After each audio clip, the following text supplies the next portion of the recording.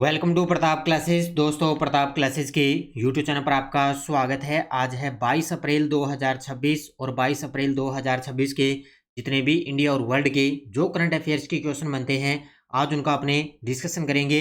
पूरा वीडियो ध्यान से देखना और लास्ट में मैं आपसे क्वेश्चन पूछूंगा जिनके जवाब आपको कमेंट बॉक्स में देना होगा।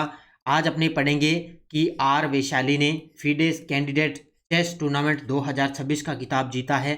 भारत और भूटान के बीच सीमा शुल्क पर संयुक्त समूह की 7वीं बैठक आयोजित हुई और भारत का पहला पेट्रोग्लिफिक संरक्षण पार्क कहाँ स्थापित किया गया है, इनकी आज हम चर्चा करेंगे पूरे लेटेस्ट न्यूज़ के साथ में। डेली आपको सुबह ये 7:30 पर ये करंट अफेयर्स की क्लास आपको मिलती है। जो भी साथी bank, UPSC, SSGD, RAS, railway, first grade, LDC, वनपाल, कोई भी एग्जाम हो, उन सभी एग्जाम के लिए डेली आपको ये पूरे लेटेस्ट न्यूज़ के साथ करंट अफेयर्स आपको मिलता रहेगा। तो सभी साथी एक बार करेंगे सेशन को लाइक शेयर। सभी साथियों को प्यार भरा नमस्कार, गुड मॉर्निंग। सबसे पहले हमने कल 21 अप्रैल को क्या पढ़ा? उड़ीसा देश का एकमात्र ऐसा राज्य बन गया जहां भारत की पहली कंपाउंड सेमीकंडक्टर फैब्रिकेशन यूनिट और वह भारत की पहली 3D ग्लास सबस्ट्रेट पैकेजिंग सुविधा स्थापित की जा रही है। फेमिना मिस इंडिया 2026 का खिताब किसने जीता? साध्वी सतीश सेल। इसमें कल मैंने आपको 60वां संस्करण बताया था, बल्कि याद रखना इसका अब की बार हुआ था 61वां संस्करण। ठीक है, कौन सा संस्करण? 61वां संस्करण हुआ था। डॉक्टर CH श्रीनिवास राव को 19 अप्रैल 2026 को हैदराबाद में किस पुरस्कार से सम्मानित किया गया? तो MS स्वामीनाथन पुरस्कार। भारतीय वनस्पति शास्त्री अलीम यूसुफ ने आक्रामक पौधों की पहचान करने के लिए कौन सा पुरस्कार जीता? WWF पुरस्कार। बंदरगाहों और तटीय जल में गोताखोरी अभियान के लिए डिजाइन किए गए डाइविंग स्पोर्ट्स क्राफ्ट परियोजना के चौथे जहाज DSC A23 को भारतीय नौसेना में कब शामिल किया गया? 19 अप्रैल को कोलकाता में। कार्मिक, लोक शिकायत और पेंशन मंत्रालय का प्रशासनिक सुधार और लोक शिकायत विभाग ने 18वां सिविल सेवा दिवस कब बनाया? 21 अप्रैल 2026 को। ये थे कल के क्वेश्चनों का रिवाइज हमने कर लिया। इसका टेस्ट आपको डेली टेस्ट इस टेस्ट सीरीज के अंदर आपको मिल चुका है। डेली PDF, वीकली टेस्ट मिल गया, मंथली टेस्ट और मंथली PDF आपको मिलती रहती है। तो इसको आप जरूर ज्वाइन करें अच्छे तरीके से। और आज 22 अप्रैल है और 22 अप्रैल को एक बड़ा ही महत्वपूर्ण दिन है, पृथ्वी दिवस। देखिए, आज हम 22 अप्रैल को विश्व पृथ्वी दिवस मनाते हैं।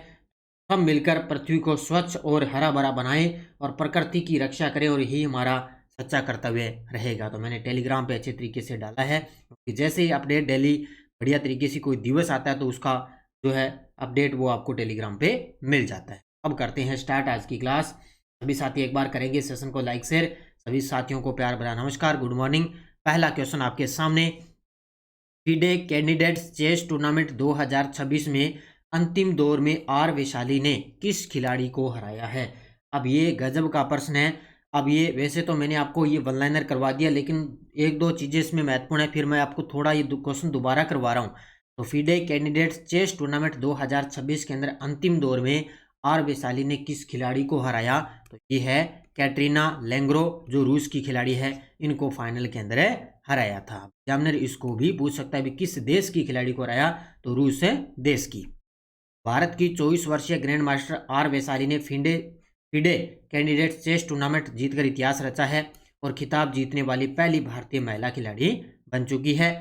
आर वैशाली ने अंतिम दौर में रूस की खिलाड़ी कैटरीना लेंग्रो को हराया और कुल 8.5 अंक हासिल करके इस टूर्नामेंट को अपने नाम में किया है, और इस प्रतियोगिता में दुनिया की शीर्ष 8 रैंकिंग वाली महिला खिलाड़ी बन चुकी है। ये आपको अच्छे तरीके से याद रखना है, किस देश की? रूस देश की खिलाड़ी को फाइनल में हराया। 22 अप्रैल 2026 को मनाए जाने वाले विश्व पृथ्वी दिवस 2026 की वैश्विक थीम क्या है? ये लीजिए भी, आज बनाया जाएगा 22 अप्रैल को विश्व पृथ्वी दिवस, और अब की बार इसकी थीम क्या रहेगी? तो ये रहेगी हमारी शक्ति हमारा ग्रह। याद रखना अच्छे तरीके से, हमारी शक्ति हमारा ग्रह। ये अब की बार आज 22 अप्रैल को बनाया जाएगा विश्व पृथ्वी दिवस, जो इसकी थीम में रहेगी। ठीक है, तो आयोजन स्थल कहाँ पे होगा इसका? आज नई दिल्ली में। विश्व पृथ्वी दिवस 2026 22 अप्रैल। थीम हमारी शक्ति हमारा ग्रह। पर्यावरण संरक्षण और सुरक्षा पर जोर रहेगा। लक्षित दर्शक रहेंगे विद्यार्थी और विज्ञान प्रेमी। विशेष कार्यक्रम होगा अंटार्कटिक अन्वेषण, श्वेत महाद्वीप की यात्रा पर लोकप्रिय विज्ञान व्याख्यान पर एक विशेष कार्यक्रम होगा। इसमें मुख्य वक्ता रहेंगे डॉक्टर अमिताभ सेनगुप्ता और संबंधित संस्था रहेगी अपनी इसरो, जो अपनी भारतीय अंतरिक्ष अनुसंधान संगठन ना, अंतरिक्ष विभाग इसरो, वो रहेंगे संबंधित संस्था। और पर्यावरण के प्रति जागरूकता बढ़ाना और सामूहिक जिम्मेदारी को प्रोत्साहन करना, ये इसका मुख्य उद्देश्य रहेगा। तो आज 22 अप्रैल को विश्व पृथ्वी दिवस, हमारी शक्ति हमारा ग्रह। भारत और भूटान के बीच सीमा शुल्क पर संयुक्त समय की 7वीं बैठक 20 और 21 अप्रैल 2026 को कहां आयोजित की गई। गजब के प्रश्न है। इस प्रकार की कोई भी बैठक होती है ना, अच्छे तरीके से याद रखना।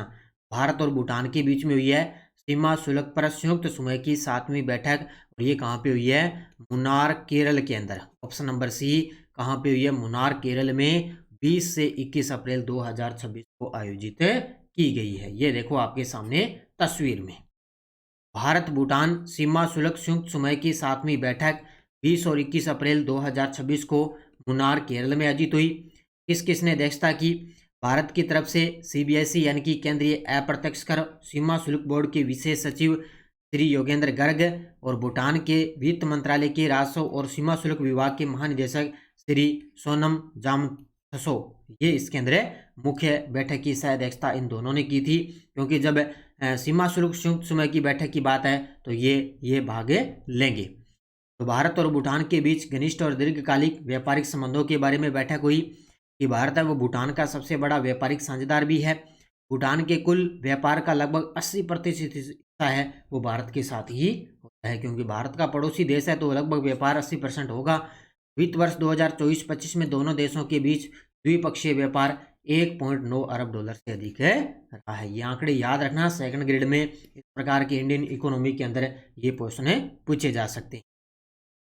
भारत और दक्षिणी कोरिया के बीच उच्च स्तरीय वार्ता कहां आयोजित की गई? ये लीजिए भी एक और बैठक आपके सामने आ गई, भारत और दक्षिणी कोरिया के बीच, और ये उच्च स्तरीय बैठक हुई अपने नई दिल्ली के अंदर। कहाँ पे हुई है? ये देखो आपके सामने तस्वीर में। अभी जो दक्षिणी कोरिया के जो नेतृत्व है वो किया था ली जे मयुंग, जो भारत की यात्रा पर रहे। तो अभी भारत और दक्षिणी कोरिया के बीच में नई दिल्ली के अंदर ये उच्च स्तरीय वार्ता हुई है। अब इसके अंदर क्या क्या हुआ? तो भारत और दक्षिणी कोरिया के बीच रणनीतिक द्विपक्षीय बैठक हुई है। भारत का प्रतिनिधित्व किया था मोदी जी ने, और दक्षिणी कोरिया का नेतृत्व ली जे म्यूंग ने किया था। ये पॉइंट पढ़ लेना। कहाँ पे? हैदराबाद हाउस, नई दिल्ली के अंदर। दोनों देशों ने अपने संबंधों को भविष्योन्मुखी साझेदारी के स्तर तक उन्नत किया है। तो क्योंकि लगभग जिस देश के साथ बैठक होती है तो वो अपने व्यापार, कोई रक्षा है, कोई अर्थव्यवस्था से, सब से अकॉर्डिंग जो है अपनी रणनीतिक बैठक बनाता है। इस बैठक के अंदर टोटल कुल 25 प्रमुख परिणामों पर बैठक हुई। व्यापार लक्ष्य वर्तमान में 27 अरब डॉलर है, और 2030 तक इसको 50 अरब डॉलर किया जाएगा। यानी कि भारत और दक्षिणी कोरिया है उसके बीच में वर्तमान में 27 अरब डॉलर का व्यापार लक्ष्य है, लेकिन आगे 2030 तक इन्होंने लक्ष्य रखे 50 अरब डॉलर करने का। विशेष घोषणा इन्होंने कहा भी 2028-29 को हम भारत दक्षिणी कोरिया मैत्री वर्ष के रूप में मनाया जाएगा, वर्ष 2028 और 29 को। ये पॉइंट याद रखना है। तो भारत और दक्षिणी कोरिया के बीच नई दिल्ली हैदराबाद हाउस। भारत का पहला पेट्रोग्लिफिक संरक्षण पार्क कहाँ स्थापित किया जाएगा? ये जितने भी भारत के अंदर जो पहला होता है ना, पक्का अच्छे तरीके से पढ़ लेना, और अपनी जो 2.0 बुक आएगी ना उसके अंदर आपको इस प्रकार के आपको अलग अलग मिल जाएंगे। ठीक है, तो इसका उत्तर क्या होगा? लद्दाख का सिंधु घाट। कहाँ पे? लद्दाख का जो सिंधु घाट है वहां पे भारत का पहला पेट्रोग्लिफिक संरक्षण पार्क स्थापित किया जाएगा। तो इसका उत्तर क्या होगा? ऑप्शन नंबर सी, लद्दाख का सिंधु घाट। तो परियोजना, भारत का पहला पेट्रोग्लिफिक संरक्षण पार्क सिंधु घाट लद्दाख में। प्राचीन चट्टानों पर बनी पेट्रोग्लिफिक यानी कि सेल नक्काशी की सुरक्षा और उनका संरक्षण करना। आधारशिला 18 अप्रैल 2026 को रखी गई। इस पे विश्व विरासत दिवस मनाया गया, और आधारशिला रखने वाले विनय कुमार सक्सेना। कौन है? विनय कुमार है सक्सेना। तो याद रखना, प्राचीन चट्टानों पर बनी पेट्रोग्लिफिक की सुरक्षा और संरक्षण करना सेल निकासी के लिए। तो भारत का पहला पेट्रोग्लिफिक संरक्षण पार्क लद्दाख के अंदर। ठीक है, बाकी महत्व वगैरह तो पढ़ने की जरूरत नहीं आपको। उसके बाद भारत की समृद्ध ग्राम पहल, जिसे WSIS पुरस्कार 2026 के लिए सक्षम वातावरण श्रेणी में नामांकित किया गया, इसका नेतृत्व कौन कर रहा है?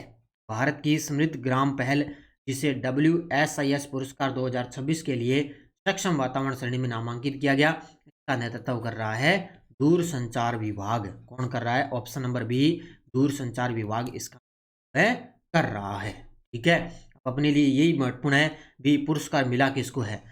समृद्ध ग्राम पहल को WSIS पुरस्कार 2026 के लिए सक्षम वातावरण श्रेणी में नामांकित किया गया। इसका नेतृत्व डिपार्टमेंट ऑफ टेलीकम्युनिकेशन यानी कि दूरसंचार विभाग इसका नेतृत्व कर रहा है। ग्रामीण समुदायों के विकास के लिए डिजिटल बुनियादी ढांचे के उपयोग पर केंद्रित है और समृद्ध ग्राम पहल की नींव भारत नेट पर आधारित है, जिसमें भारत नेट दुनिया का सबसे बड़ा ग्रामीण ब्रॉडबैंड नेटवर्क है। ये दो दूर संचार विभाग है। अभी समृद्ध जो ग्राम पहल है इसको क्या है? WSIS पुरस्कार 2026 के लिए सक्षम वातावरण श्रेणी में किया गया। ये पॉइंट अपने लिए महत्वपूर्ण है। ठीक है, अगला, ब्लू ओरिजिन ने किस रॉकेट के पुनः उपयोग के लिए बूस्टर को सफलतापूर्वक लैंड कराया है? गजब का प्रश्न है ये, देखो आपके सामने। तो ब्लू ओरिजिन ने किस रॉकेट के पुनः उपयोग किए गए बूस्टर को सफलतापूर्वक लैंड करवाया? तो कौन सा है? न्यू ग्लेन होगा इसका option number C. New Glenn rocket है उसका पहला पुनः उपयोग किया गया है बूस्टर को, और उसने ब्लू ओरिजिन का एक न्यू ग्लेन है उसी के अकॉर्डिंग इस बूस्टर को सफलतापूर्वक लैंड करवाया है। ठीक है, तो कंपनी है ब्लू ओरिजिन, लॉन्च हुआ था 20 अप्रैल 2026 को। रॉकेट है न्यू ग्लेन का पहला पुनः उपयोग किया गया बूस्टर कहाँ से? कैप कैनारविल स्पेस फोर्स स्टेशन से इसको लॉन्च किया गया। इस बूस्टर का नाम है नेवर टेल मी द ओडेड्स। ठीक है, इसका नाम है, और इसको न्यू ग्लेन रॉकेट के माध्यम से लॉन्च किया गया। उपलब्धि, बूस्टर ने उड़ान के लगभग 10 मिनट बाद सफलतापूर्वक अवतरण और लैंडिंग की थी। सिर्फ 10 मिनट बाद ही उन्हें सफलतापूर्वक अवतरण किया और लैंडिंग की। और मिशन का परिणाम मिश्रित रूप से, और बूस्टर सफलतापूर्वक लैंड हुआ लेकिन सैटेलाइट अपनी निर्धारित कक्षा तक नहीं पहुंच पाया। आपको याद रखना है, ज़्यादा तो नहीं आएगा लेकिन इसका ये जो रॉकेट है ना, ये आपको याद रखना है, ब्लू ओरिजिन का न्यू ग्लेन रॉकेट। पूर्व अंतर्राष्ट्रीय क्रिकेटर अम्मे खुरासिया की पुस्तक है 74 वर्ष बाद का विमोचन किसने किया? ये देखो आपके सामने तस्वीर में, ये पूर्व अंतर्राष्ट्रीय क्रिकेटर हैं, कौन है?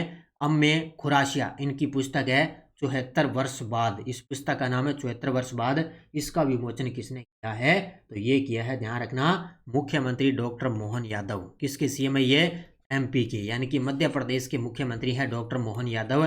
इन्होंने पूर्व अंतर्राष्ट्रीय क्रिकेटर अम्मे खुरासिया की पुस्तक है 74 वर्ष बाद, इस पुस्तक का इन्होंने विमोचन किया है। पूर्व अंतर्राष्ट्रीय क्रिकेटर अम्मे खुरासिया की पुस्तक 74 वर्ष बाद का विमोचन मुख्यमंत्री डॉक्टर मोहन यादव ने किया। विमोचन कार्यक्रम में उनकी बेटी अम्मेसी कीर्ति खुरासिया भी उपस्थित रही, जो इस पुस्तक की सहलेखिका है।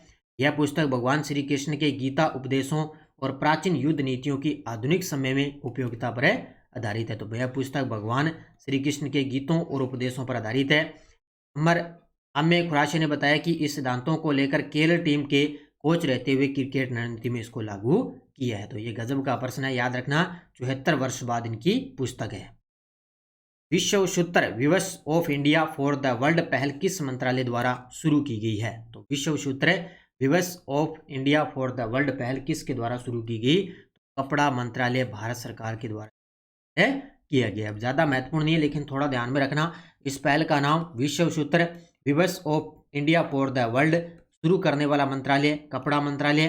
भारतीय टेक्सटाइल और हथकरघा विरासत को वैश्विक मंच पर बढ़ाना और मुख्य पक्ष भारत की विविध हथकरघा परंपराएं, पारंपरिक वस्त्रों को आधुनिक वैश्विक फैशन से जोड़ना। और लॉन्च हुआ था ये फेमिना मिस इंडिया, अभी जो भुवनेश्वर के अंदर आयोजित हुआ था ना, 61वां संस्करण आयोजित किया गया, उसी के अकॉर्डिंग इसको लॉन्च किया गया था। स्थान भुवनेश्वर में, विशेष आकर्षण डिजाइनर कलेक्शन के माध्यम से प्रस्तुति और भारतीय हथकरघा को समकालीन फैशन के रूप में इसको दिखाया गया। ये याद रखना, विश्व सूत्र दिवस ऑफ इंडिया द वर्ल्ड कपड़ा मंत्रालय। ठीक है, अब देखो वन लाइनर करंट आपके सामने। एप्पल कंपनी ने अपना नया मुख्य कार्यकारी अधिकारी मिल गया है, जॉन टर्नसन 1 सितंबर 2026 से कंपनी की कमान संभालेंगे। तो एप्पल कंपनी के अब नए CEO बन गए, कौन है? John turns. ठीक है, ये 1 सितंबर 2026 से अपना कार्यकाल संभालेंगे। केंद्रीय जांच ब्यूरो CBI ने अव्यय नाम का एक AI पासवर्ड चैटबॉट पेश किया है। यह प्लेटफॉर्म नागरिकों को आधिकारिक नोटिसों की पुष्टि करने और डिजिटल घोटालों का शिकार होने से बचने में करेगा। जो डिजिटल घोटाले हो रहे हैं ना उनका शिकार होने से बचने में मदद करेगा। तो सीबीआई ने अबे नाम का एक चैटबॉट है, एआई पासवर्ड चैटबॉट पे से किया है। ठीक है, तो ये वन लाइनर अच्छे तरीके से याद रखना। ये टेलीग्राम ग्रुप है, कोई सूचना, कोई लिंक, कोई नोटिफिकेशन सब आपको टेलीग्राम पे सूचना मिलती है। पिछले वीडियो का क्वेश्चन क्या था, 2025 में भारत वैश्विक अर्थव्यवस्था में किस स्थान पे पहुंच गया? तो वर्तमान में भारत पहुंच चुका है 6ठे स्थान पे। बहुत सारे विद्यार्थियों ने बड़े गजब के जवाब दिए, उन सभी को बहुत बहुत शुभकामनाएं। अब देखो क्वेश्चन फॉर यू, भारत का पहला वाटर न्यूट्रल कोचिंग डिपो कहाँ स्थित है जिसे जल शुद्धिकरण के लिए पौधों के उपयोग की तकनीक अपनाएगी? मुंबई, नई दिल्ली, अहमदाबाद, चेन्नई? इसका जवाब आपको कमेंट बॉक्स में देना है। यस्टरडे डोज अपनी क्या थी? पंचायती राज से संबंधित अनुच्छेद था अपना 243। ग्राम सभा है 243 ए में। पंचायतों का गठन है 243 बी में। पंचायतों की संरचना 243 सी में। स्थानों का आरक्षण डी में। और पंचायतों की अवधि ई के अंदर। ये इस प्रकार की प्रश्न क्या है, हर एक एग्जाम के अंदर इनको सम्मिलित करना, इस प्रकार एग्जाम में पूछे जाते हैं, तो फिक्स है ये फिर आपको नेक्स्ट डोज में बताना है आगे। 243 एफ के अंदर क्या है, 243 जी में क्या है, एच में क्या है, आई में क्या है और के के अंदर क्या क्या उल्लेखित है। ठीक है, तो ये आपको याद रखना है। ठीक है, इन पांचों के जवाब आपको कमेंट बॉक्स में देना है, तो अच्छे तरीके से दिया करो सभी साथी। ये फर्स्ट ग्रेड की 1.0 उपलब्ध है बाजार में, और स्कूल व्याख्याता की एक करंट की टेस्ट सीरीज चल रही है। सेकंड ग्रेड शिक्षक पीटी थर्ड ग्रेड है, एलडीसी है, सीईटी, इन सब की टेस्ट सीरीज चल रही है। इनको अच्छे तरीके से पढ़ो, ज्वाइन करो, और लगातार आपको ये करंट की क्लास मिलती रहेगी। तो सभी साथी करेंगे वीडियो को जाते जाते लाइक शेयर। ये थी आज की अपने करंट अफेयर्स की क्लास। धन्यवाद। जय हिंद, जय भारत, जय राजस्थान।